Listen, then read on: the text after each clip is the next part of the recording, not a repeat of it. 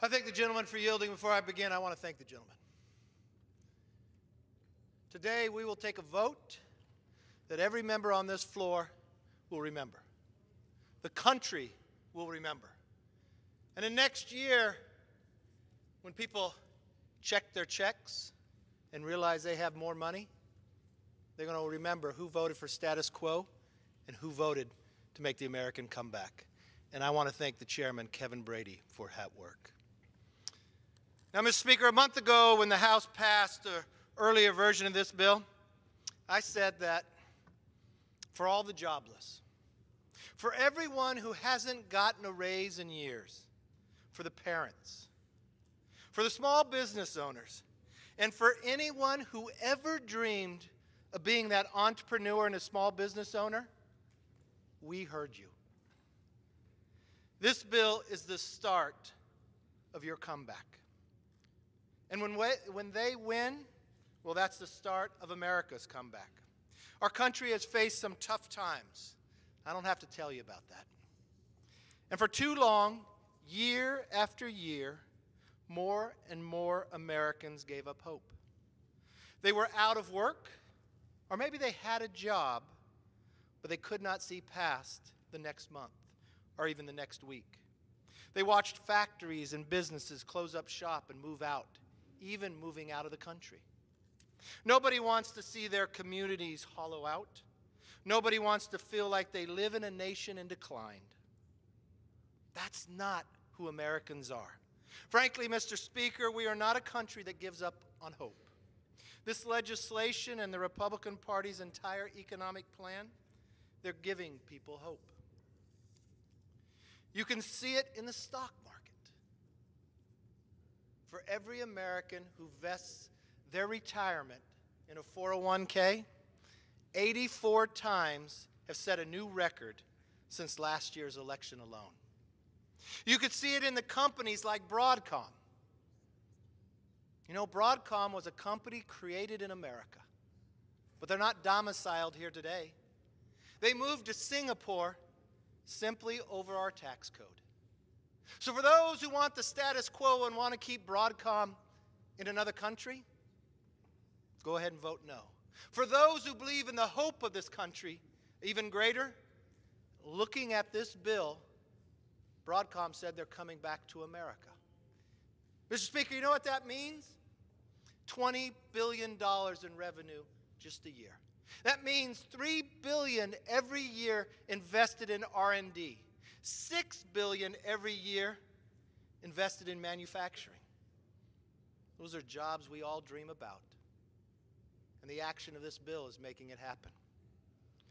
You can see it in the faces of families who learn that next year, thousands of dollars that they earn won't go straight to Washington. They'll actually stay right at home.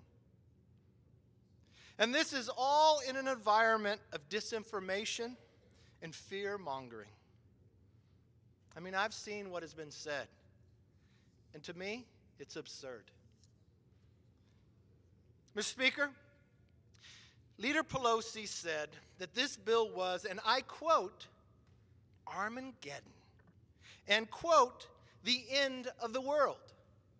Now, Mr. Speaker, I listened a great deal to what my counterpart on the other side, the minority leader, has said, and I've read when the Washington Post analyzed what she had said. Now, when you say something that could be a little off and don't have all the information, they have this rating for you. She's had a rating on this. She did not get 1 Pinocchio. She did not even get 2. She didn't even get the extreme of 3. She got the most Pinocchios you can say when it's totally false, 4, for her conversation about this bill. Mr. Speaker, in such times when the other side will say anything to win their political game, I recommend the folks actually look at the bill. Doubling the standard deduction, lowering rates, simplifying the code so you don't spend weeks, you spend minutes, doubling the child tax credit, ending the individual mandate, lowering taxes on small businesses to the lowest it's been in 40 years. Creating incentives for business to invest and hire. That's not a recipe for Armageddon.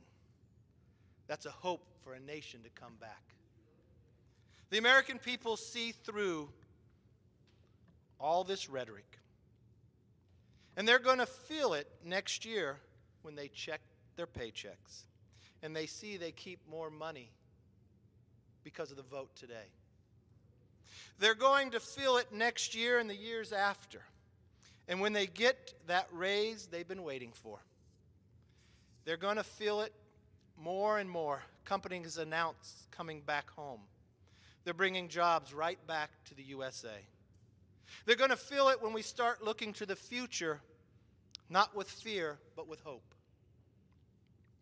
I won't accept the status quo.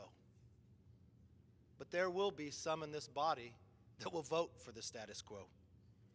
I won't accept failure. Now, I do not believe anybody in this body was elected to preside over America's decline. I recently was overseas, and I was sitting at a dinner table with some elected leaders from other countries, some Americans who were working in other countries, and I asked them, what is the impression of what's happening in America today? And I thought the reports I would get would be a little different. You know what they said to me? They said, America is back. You are now tackling big items again. Not only are you going to lead your own country, but you will help again lead the world. They were fearful of the competition of rising America one more time. So don't vote for the status quo. Vote for a tax cut.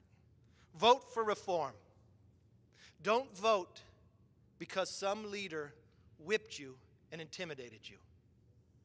Vote for your constituents. Vote for your country. And vote to raise the paychecks of America. I yield back.